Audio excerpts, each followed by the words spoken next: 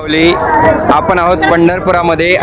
भक्ती आणि शक्तीचा महासंगम जर बघायचा असेल तर या पंढरपूर नगरीमध्ये आपल्याला बघायला मिळतो।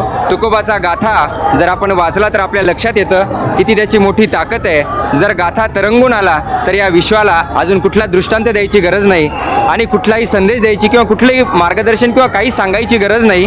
इतका मोठा वारकरी संप्रदाय या विश्वात जर कोणी विचारलं की हे जग कधीपर्यंत जिवंत राहील तर सर्व लोक सांगतीलही की जोपर्यंत चंद्र आहे आणि सूर्य आहे तोपर्यंत जग जिवंत राहील। पण वारकरी संप्रदायाला जर कोणी विचारलं तर हा जग कधीपर्यंत जिवंत राहील तर जोपर्यंत प्रत्येकाच्या घरात गाथा आहे आणि प्रत्येकाच्या घरात ज्ञानेश्वरी आहे आणि प्रत्येकजण वारकरी आहे तोपर्यंत हे जग जिवंत राहील। ज्या दिवशी वारकरी नसेल, ज्या दिवशी गाथा नसेल आणि ज्ञानेश्वरी नसेल त्या दिवशी जग बुडाल्याशिवाय राहणार नाही। इतका मोठा अटळ असा दृष्टांत आणि अटळ असा अनुभूती आपल्याला या वारीच्या निमित्ताने बघायला मिळते। भक्तिमय असं वातावरण आहे। आळंद देहूपासून आज तुकाराम महाराजाची पालखी घेऊन आज जे काही आपले विठ्ठल आहेत दोन हे घेऊन येताना काय आनंद वाटतो?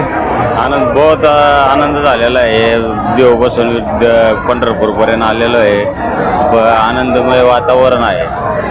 आनंद आहे, भक्तिमय वातावरण आहे। आणि काय सांगाल एकंदरीत काय आनंद होतोय आज महाराजाची पालखी घेऊन जाताना? आल्यापासून चांगला झाला आनंद की आम्हाला बैलजोडी सोबत सेवा करण्याची संधी भेटलेली आहे। सेवा करण्याची संधी मिळाली आणि आनंद होतोय।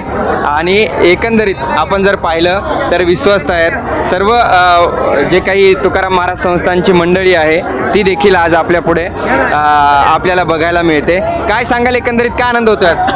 हा सुख सोहळा स्वर्गीय नाही। आपण सर्वांनी वारकरी बंधूंनी सर्वांनी या आणि हा सुख सोहळा स्वर्ग सुंदर आहे असं सर्वांनी अनुभवून घ्या। दिंड्या निघाल्या, पंढरी आल्या, पताका नाल्या आषाढात। अशा आषाढाचा हा सुख सोहळा स्वर्गी नाही तर आपण भूतलावरती अनुभवतो आहोत। तुम्ही सर्वजण बघत आहात यंदाची पंढरीची वारी।